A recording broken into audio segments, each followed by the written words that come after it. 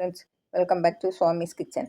நாம் இன்றைக்கி பார்க்க போகிற ரெசிபி மத்தியானத்தில் சாதத்தில் விட்டு பசிஞ்சு சாப்பிட ஹெல்த்தியான முருங்கை இலை குழம்பு. அதுக்கு சைட் டிஷ்ஷாட்டு ஒரு கோவக்காய் பொரியல். கோவக்காய் பொரியலை வித்தியாசமாக செய்திருக்கேன். இதே போல் நீங்களும் செய்து பாருங்கள். இதை எப்படி செய்திடலான்னு பார்த்துருவோம். முதல்ல முருங்கை இலை குழம்பு வச்சுருவோம். அதுக்கு நான் ஒரு பெரிய கப்பு நிறைய முருங்கை இலை எடுத்து வச்சுருக்கேன். பாருங்கள், நல்லா அழுத்தி எடுத்து வச்சுருக்கேன். அதை நல்லா கழுவி நல்லா தண்ணியெல்லாம் வடிகட்டி துடைச்சி வச்சுருக்கேன். இப்போ அதுக்கு ஒரு மசாலா அரைச்சி எடுத்துருவோம். ஒரு அரை கப்பு தேங்காய், ஒரு 10 போல் சின்ன வெங்காயம், 2 பெரிய பல் பூண்டு, 1 டீஸ்பூன் ஜீரகம், அரை டீஸ்பூன் மஞ்சள் பொடி, 2 காஞ்ச மிளகாய். உங்களுக்கு அரைத்து தகுந்தவாறு போட்டுக்கலாம். கொஞ்சமாக தண்ணி விட்டு முதல்ல அரைச்சி எடுத்துருங்க. இப்போ நம்ம ஒரு சின்ன நெல்லிக்காய் அளவுக்குள்ளேயே தண்ணியில் ஊற வச்சுருக்கேன். அப்படின்னா தான் நான் எல்லாம் நைஸாக அரைப்படும். நீங்கள் முதல்ல போட்டு அரைச்சோன்னா அரைச்சிக்கலாம். நல்லா நைஸாக அரைச்சாச்சு. இப்போ இது ஒரு சைடில் இருக்கட்டு. இப்போ நம்ம அடுப்பில் ஒரு கடாயை வச்சு 1 டேபிள் ஸ்பூன் எண்ணெய் விடணும். எண்ணெய் காஞ்சதும் கடுகு, உளுந்தம்பருப்பு, ஒரு 10 போல் வெந்தயம் போட்டால் நல்லா வாசனையாக இருக்கும்.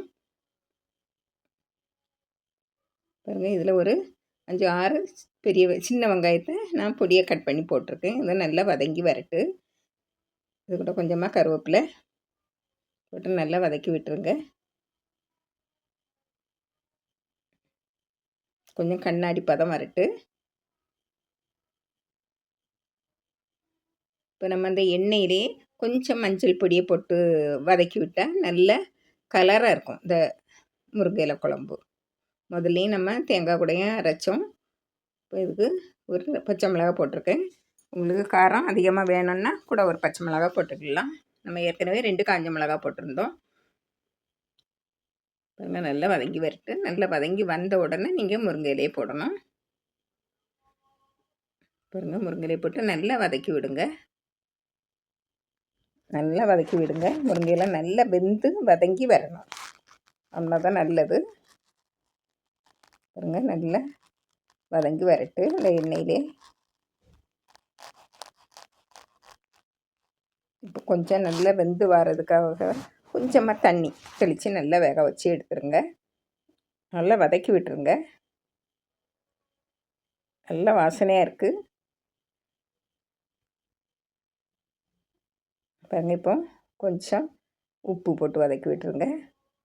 கொஞ்சமாக போடுங்க, அப்புறம் பார்த்து போட்டுக்கலாம். நல்லா வதங்கி வரட்டு. நல்லா வெந்து வதங்கி வரணும். இப்போ நம்ம ஒரு அரை கப்பு தண்ணியை விட்டு நல்லா கொதிக்க விட்டுருவோம். கொதித்த பிறகு தான் நம்ம அந்த மசாலாவை போடணும்.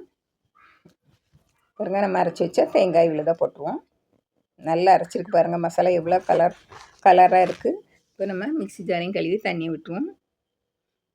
நல்லா கலந்து விடுங்க. முதல்ல இந்த குழம்பு தண்ணி போல் தான் இருக்கணும். அப்படின்னா தான் நல்லா டேஸ்டியாக இருக்கும்.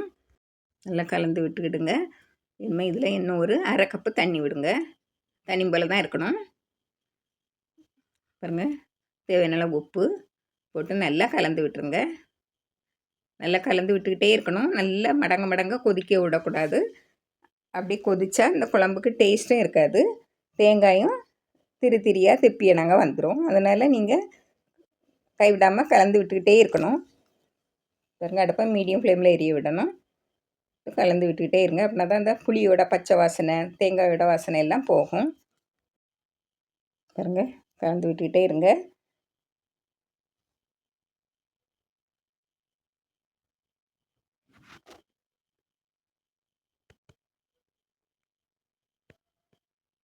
பாருங்கள், இப்போ கொதி வரப்போவு. அடுப்பு மீடியம் ஃப்ளேமில் தான் இருக்கணும். இப்போ நம்ம நல்லா கலந்து விடுவோம். கலந்து விட்டுட்டு பாருங்கள், இனிமேல் நம்ம நல்லா ஒரு கொதி வந்த உடனே அடுப்பை ஆஃப் பண்ணிடணும். ரொம்ப மடங்க கொதிக்க விடக்கூடாது. அடுப்பை ஆஃப் பண்ணியாச்சு. இப்போ இதை ஒரு பாத்திரத்தில் மாற்றிடுவோம். பாருங்கள், ஹெல்தியான சுவையான முருங்கை இலை குழம்பு ரெடி ஆயிடுச்சு. இப்போ நம்ம இனிமேல் அடுத்தது ஒரு பொரியல் செய்துருவோம். நான் கோவக்காய் பொரியல் செய்ய போகிறேன். இது வித்தியாசமாக செய்ய போகிறேன். ஒரு 1/4 கப்பு துருவின தேங்காய் எடுத்துருக்கேன். அதில் ஒரு கைப்பிடி அளவு வறுத்த வேர்க்கடலை, அதையும் மிக்ஸி ஜாரில் போட்டுருங்க. 1 டீஸ்பூன் ஜீரகம், ஒரு காஞ்ச மிளகாய், பெரிய காஞ்ச மிளகாய், ஒரு 1/4 டீஸ்பூன் மஞ்சள் பொடி, கொஞ்சமாக உப்பு, இந்த மசாலாவுக்கு தேவையான அளவு உப்பு, 2 பல் பூண்டு இவ்வளையும் போட்டு நல்லா பல்ஸ் மோடில் குறை குறைன்னு அரைச்சி எடுத்துடணும். ரொம்ப நைஸாக அரைச்சிடக்கூடாது. பாருங்கள், இப்போ அடுப்பில் கடாயை வச்சு 1 டேபிள் ஸ்பூன் எண்ணெய் காய்ஞ்சதும் கடுகு, உளுந்தம்பருப்பு கொஞ்சம் அதிகமாக போட்டுருங்க. ஒரு 1/2 டீஸ்பூன் ஜீரகம் போட்டு நல்லா சிவக்க பொரிய விட்டுருங்க. நல்லா பொரிஞ்சு வரட்டு. இதில் ஒரு காஞ்ச மிளகாய், ஒரு 5 6 சின்ன வெங்காயத்தை பொடியாக கட் பண்ணி போட்டுருங்க. நல்லா வதங்கி வரட்டு. பாருங்கள், ஒரு பச்சை மிளகாய், நான் காரத்துக்கு தேவையான அளவு பச்சை மிளகாய் போட்டுருங்க. நான் ஒரு பச்சை மிளகாய் தான் போட்டிருக்கேன். இதில் இந்த நேரத்தில் கருவேப்பிலையும் போட்டுருங்க, நான் போட மறந்துட்டேன். பாருங்கள், இப்போ நான் ஒரு 1/4 கிலோ கோவக்காய் எடுத்து இப்படி நீளமாக கட் பண்ணி வச்சுருக்கேன். அதையும் அதில் போட்டு நல்லா வதக்கி விடுங்க. ஒரு 2 நிமிஷம் நல்லா வதக்கி விட்டுருங்க. அப்படின்னா தான் இந்த எண்ணெயோடு சேர்ந்து நல்லா வதங்கி வரும்போது இந்த பொரியல் நல்லா டேஸ்ட்டாக இருக்கும். இதுக்கு கொஞ்சமாக உப்பு போட்டு வதக்கி விடுங்க. ரொம்ப அதிகமாக உப்பும் போட்டுறாதுங்க, பார்த்து போட்டுக்கலாம். பாருங்கள், நல்லா வதக்கி விடுங்க. நல்லா வதக்கி விட்டுக்கிட்டு கொஞ்சம் ஒரு மூடி போட்டு மூடி வச்சுருங்க. இன்னும் ஒரு 2-3 நிமிஷம் நல்லா வேகட்டு. இடையிடையே கிளறி விட்டுக்கலாம்.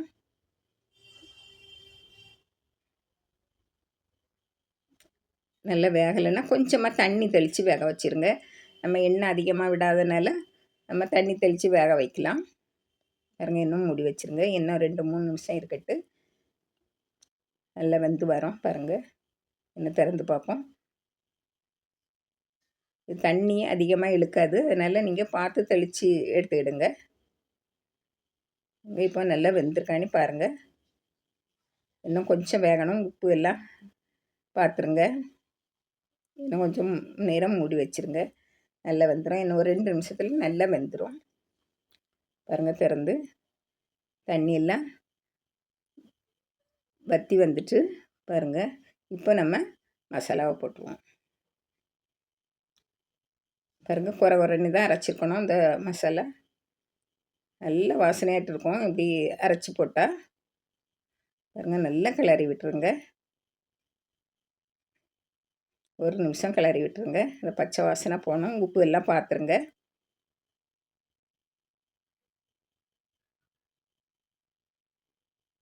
நான் முதல்ல கருவேப்பிலை போடாதனால இப்போ கருவேப்பிலை போட்டிருக்கேன். போட்டு நல்லா இறக்கி ஒரு பாத்திரத்தில் மாற்றிடுங்க. பாருங்க, நமக்கு முருங்கையில குழம்பும் ரெடி ஆயிடுச்சு, கோவக்காய் பொரியலும் ரெடி ஆயிடுச்சு. நீங்கள் மதிய லஞ்சுக்கு இந்த 2 தான். நீங்களும் இதே போல் செய்து பாருங்கள்.